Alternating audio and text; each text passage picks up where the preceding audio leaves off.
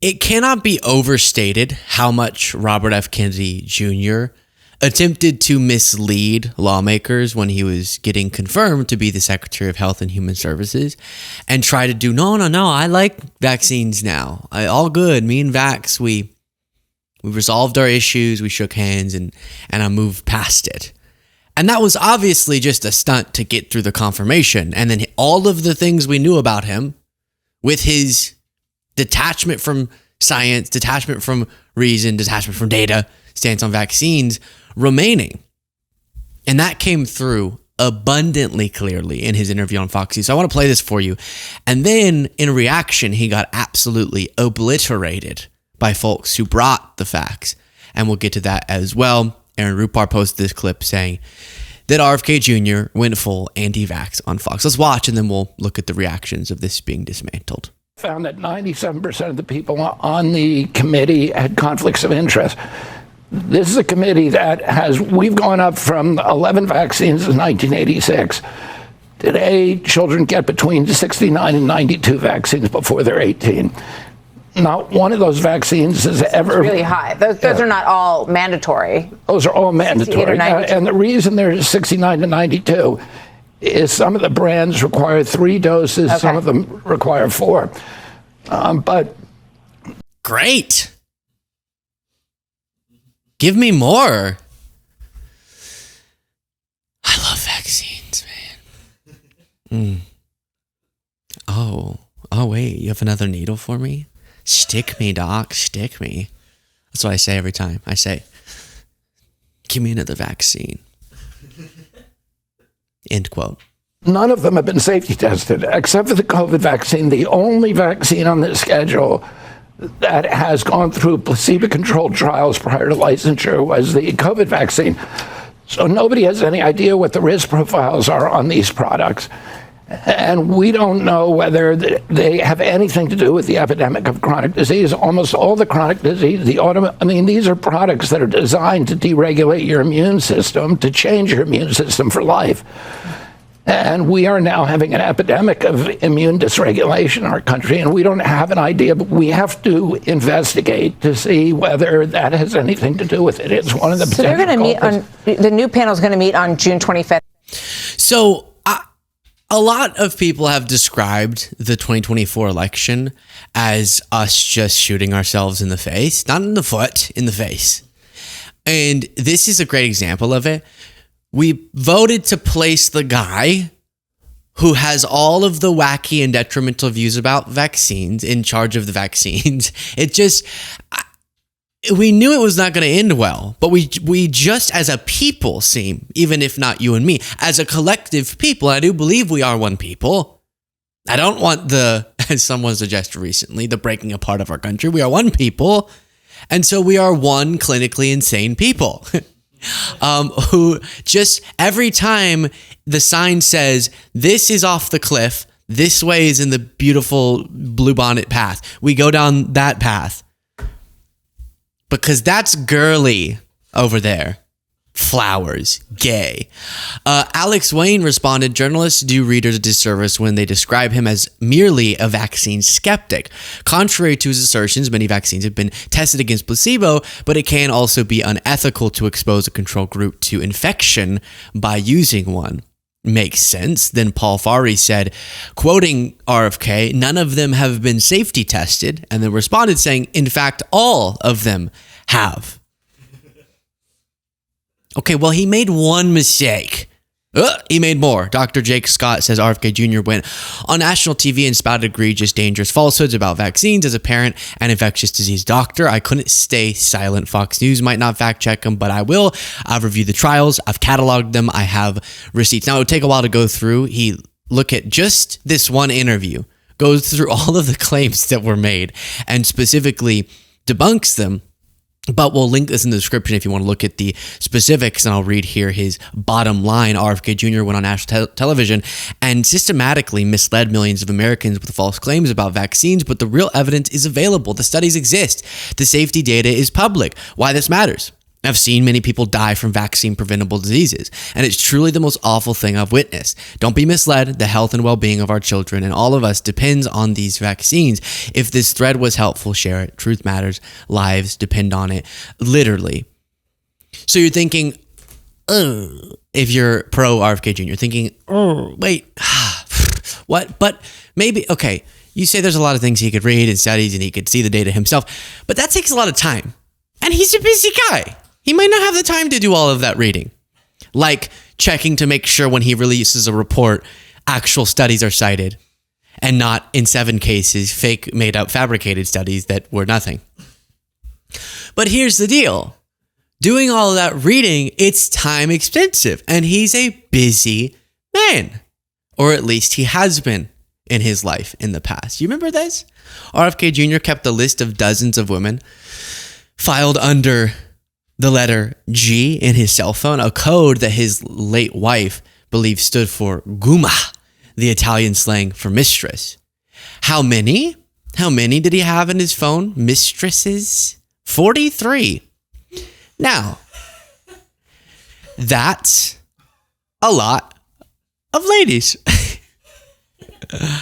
I know that the boys like their sex, but at some point, is it too much sex?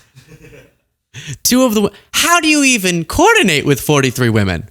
Much less cheating on your spouse. That's obviously bad. But beyond that, just the logistics of this. No wonder he can't be reading studies. He's too busy. How many times does he say the wrong name? That's my question. There's no other place I'd rather be, Deborah. I'm Sarah. Right. That's what I said. No, you said Deborah. Who's Deborah? Wait, you said Deborah. I don't know a Deborah. You're Sarah. Sally? 2 of the women listed in this digital black book factor into what should be an interesting summer for the environmental activist and son of the slain U.S. Senator. Yeah. So, when you're I have very little respect for people who get into relationships where they dedicate themselves to monogamy and then without changing the guardrails of that relationship, they go outside of it. That's not good. And I don't have respect for people who spread misinformation about life-saving vaccines. And a little part of you has to respect just the logistical fortitude, just the biological strength to be able to be having that much sex. That should be studied. Let me tell you. Can you imagine? Some of you in the audience might be dealing with this. Having ED problems, erectile dysfunction. Having a difficulty even having sex with the person you're with. And then you find out that he was juggling 43 or 44. Leaves up for the rest of them, Bobby. My gosh. So that's my best defense of him, is that he just didn't have a time because he was too busy getting it on. But that was from previously, to be clear. Well, then you have Paul Offit, who, and a lot of this comes within the context of this, I should say, Health Secretary Robert F. Kennedy Jr. just unveiled 8 people he has chosen to add to his mistress list. Now, chosen to serve on the Centers for Disease Control and Prevention's Vaccine Advisory Panel just 2 days after taking the unprecedented step of removing all 17 sitting members. So he completely cleared out the Vaccine Advisory Panel under the CDC. Something that before he replaced them, we all already were terrified about, because why is he doing this? And then inevitably, we are seeing that his choices may not be the best. Kennedy did not pick people with strong current expertise in vaccines, says a professor at UC Law. It tells me that Kennedy is setting up a committee that would be skeptical of vaccines and possibly willing to implement an anti-vaccine agenda. To be clear, people use that word a lot. Skeptical is fine. Skeptical of everything is fine. It's being openly hostile. We talk about this when they try to make the link between vaccine and autism. And they go, why won't anyone let us ask these questions? What if the link is between vaccines and autism? To which we respond, no, you can ask the question. You just seem wholly uninterested in answering the question, which you can by analyzing the thing that's been studied a bunch of times and disproven. So you know why it was studied so much? Do you know why we know that that link is not there and that these vaccines are safe and effective? Is because people were skeptical and asked the question. And because people who were willing to actually investigate thoroughly researched it and got an answer that then you just don't want to accept. So now we get to Paul Ophit, who was one of the people removed from this advisory panel who responded to some of RFK Jr.'s false allegations. Before clicking play on this, if you appreciate the show, please do click the subscribe button. If Bobby has the time to juggle 43 mistresses, you have the time to click the subscribe button. Secretary Kennedy addressed me today, June the 12th, during an interview on Fox News with Martha McCallum. During that interview, he named me, so I need to get the facts out. First, he said that the CDC Vaccine Advisory Committee was corrupted by members who had financial ties to the pharmaceutical industry. He used me as an example. He said that I voted to approve a rotavirus vaccine on which I was a co-patent holder. I was a voting member on the CDC Vaccine Advisory Committee between 1998 and 2003. The vaccine on which I was a patent holder didn't come up for a vote until 2006, so I'd been off the committee for at least 3 years. So there was no conflict of interest. Second, Secretary Kennedy said that I made $186 million from selling out my patent. But because our work was done at the Children's Hospital of Philadelphia, they own the patent. So that is simply not true. I would ask Secretary Kennedy to do his job. Focus on the things that will make America healthy again, rather than by dividing us and vilifying people unnecessarily and without the facts. Americans deserve at least that. Thank you. Yeah, and to be clear, now, based on what he said, I don't know if he just was mentioned by RFK Jr. as a past member of that, or if he was currently one of the people removed. But regardless, responding there.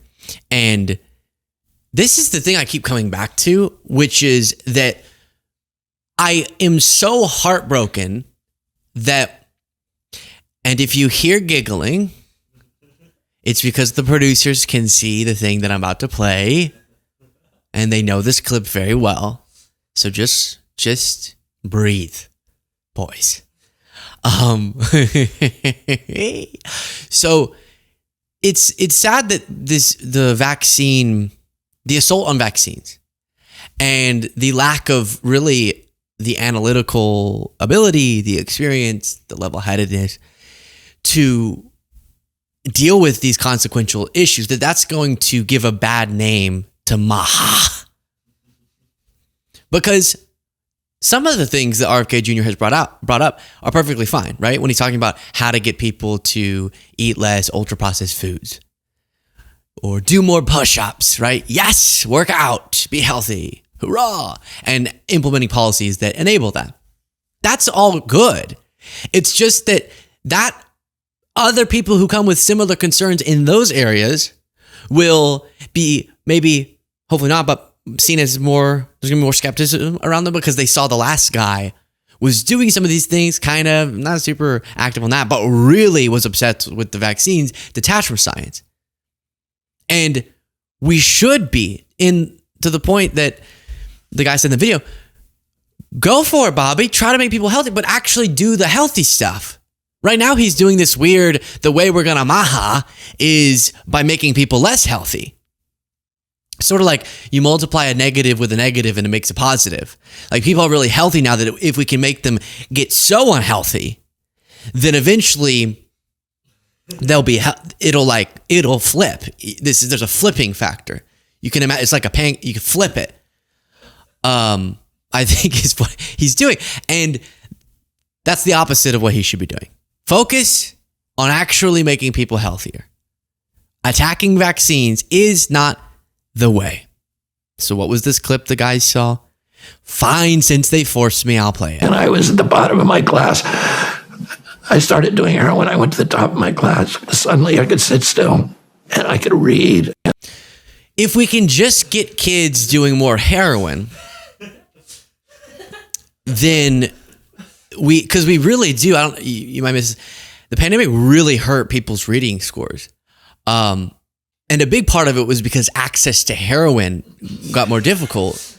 The heroin dealers were getting COVID, they were getting sick. And so what we should do here is take away the vaccines, but instead you really focus the mind of the kids with heroin.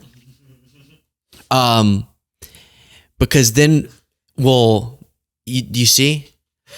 Now, I'm not mocking he has had real addiction problems. That's not what I'm making fun of. We should reduce stigma about talking about your experience and getting treatment. And he was not suggesting in that clip what I just jokingly suggested. Obviously, he was just saying an experience. Don't try this at home, but gosh, heroin worked so good. Don't try this at home, but man, if you were in school struggling to read, woo! I became a librarian by the end of that. So it's not funny, and the clip is obviously funny the way that he worded that. So I don't know, maybe with what we now know about what he is doing as the Health and Human Services Secretary, maybe it wasn't the best decision to pick him, especially given that he told us during his divorce proceedings that his brain was literally by a worm, a brain worm. And it had confused his brain for a pile of poo. This is what happened. The doctor said, this is so weird. This type of worm only eats fecal matter. And it thought your brain was fecal matter. That's so strange. What is that about? Why do you think your brain is so similar to excretion? No, that's not what the doctor said. He actually just had some sort of parasite. It was brainworm, right? And we don't make fun of that either, except for all the jokes. Aside from that, I don't mock it at all.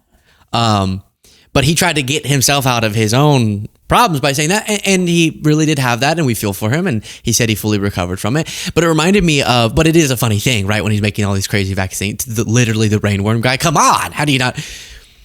But whenever he was getting criticized, or not criticized, but this was being brought up, he was trying to debate with Biden and Trump, and he said, I offer to eat 5 more brainworms and still beat President Trump and President Biden in a debate. I feel confident in the result, even with a 6-worm handicap. So what's the most tragic part of that statement? He might have been right. I wish Biden could have said the reason his debate went the way that it was because of a brainworm. I remember, everyone before the Biden debate, all the right-wingers, because his State of the Union went well, were saying he's going to be on drugs. They're going to drug him up so he can speak effectively. And I just remember after the debate getting a text from one of my friends in the industry who said, dang, I wish Biden would have been on drugs. Or something like that. He definitely wasn't. I wish it was a brainworm that caused that, but it was not. And then maybe picking the guy who casually as a hobby dumps dead bear carcasses in Central Park wasn't the best idea.